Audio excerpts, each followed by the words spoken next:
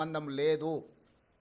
అదేవిధంగా ఒక గొప్ప ఉద్దేశంతో లక్షలాది తెలంగాణ నిరుద్యోగ యువకులకు సాంకేతిక నైపుణ్యాన్ని నేర్పించడం ద్వారా ప్రపంచంతో పోటీ పడాలన్న ఆలోచనతోని యంగ్ ఇండియా స్కిల్స్ యూనివర్సిటీని ప్రారంభించినము.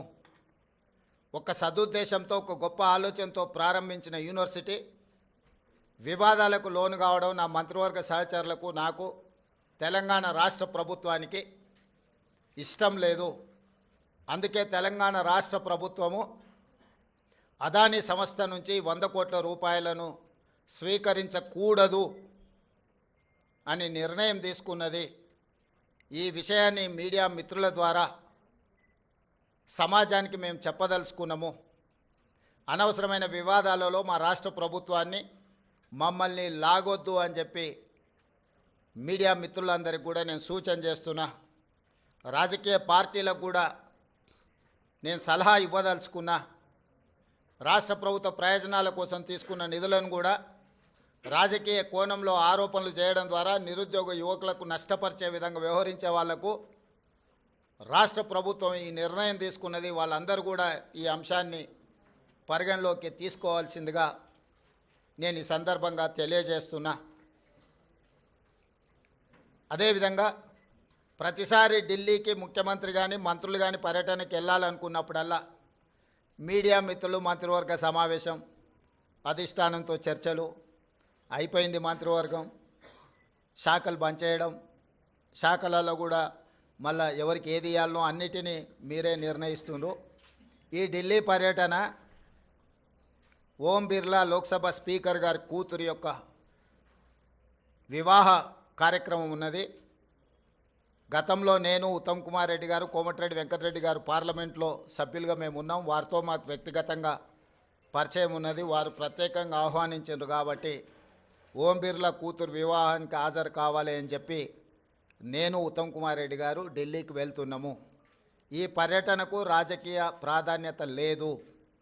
ఈరోజు సాయంత్రం వివాహ కార్యక్రమంలో పాల్గొని రేపు తెలంగాణకు సంబంధించిన లోక్సభ, రాజ్యసభ సభ్యులతో ఒక సమావేశాన్ని ఏర్పాటు చేసి రాష్ట్ర ప్రభుత్వానికి రావాల్సిన నిధులు, ఇవ్వవలసిన అనుమతుల మీద కేంద్ర ప్రభుత్వంలో మంత్రులను, ప్రధానమంత్రితో సహా లోక్సభలో ప్రస్తావించడానికి అవసరమైన విషయాలను వాళ్ళతో చర్చించి వాళ్ళకు కొన్ని సూచనలు చేసి దానికి సంబంధించిన లేఖలు మా పార్లమెంట్ సభ్యులందరికీ కూడా ఇచ్చి పార్లమెంట్లో ప్రస్తావించడానికి అవసరమైన సమాచారాన్ని వాళ్ళకి ఇవ్వడం ద్వారా రాష్ట్రానికి రావాల్సిన నిధులను, అనుమతులను రాబట్టుకోవడానికి ఒక కార్యాచరణ రేపు నిర్ణయించుకుంటాము.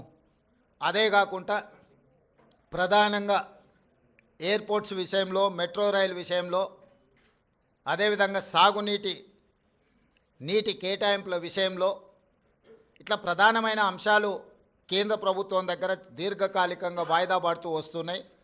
రేపు ఎవరైనా మంత్రులు అందుబాటులో ఉంటే అది డిఫెన్స్ కావచ్చు, అర్బన్ డెవలప్మెంట్ కావచ్చు, జలశక్తి కావచ్చు,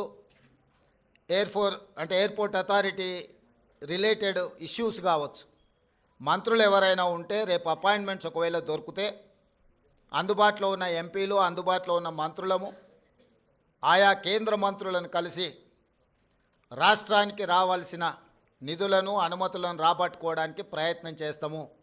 ఈ ఢిల్లీ పర్యటన ఇంతే. కొంతమంది హరాజ్ పాట పాడినట్టు 26సారి, 27సారి, 28సారి అని ఇట్లా హరాజ్ పాటలు పాడుతున్నారు. వాళ్ళలాగా పైరవీల కోసమో, కాళ్ళు పట్టుకోవడానికో, కేసులను ఎత్తేయించుకోవడానికో, మోడీ ముందు మొక్కలిల్లడానికో ఢిల్లీకి వెళ్ళడం లేదు. కేంద్ర ప్రభుత్వాన్ని అవసరమైతే నిలదీసైనా రాష్ట్ర ప్రభుత్వానికి రావాల్సిన నిధులు, అనుమతులను తెచ్చుకోవడానికే మేము ఢిల్లీ పర్యటన చేస్తున్నాము.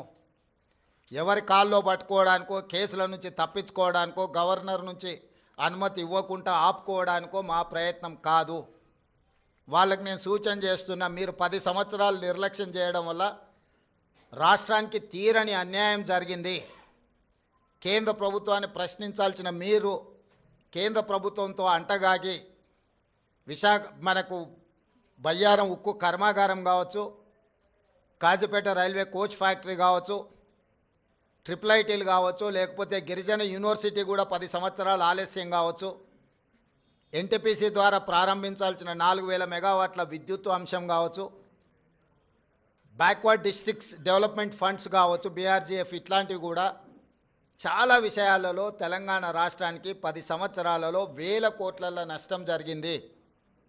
అది మన హక్కు, ఎవరి దయనో కాదు.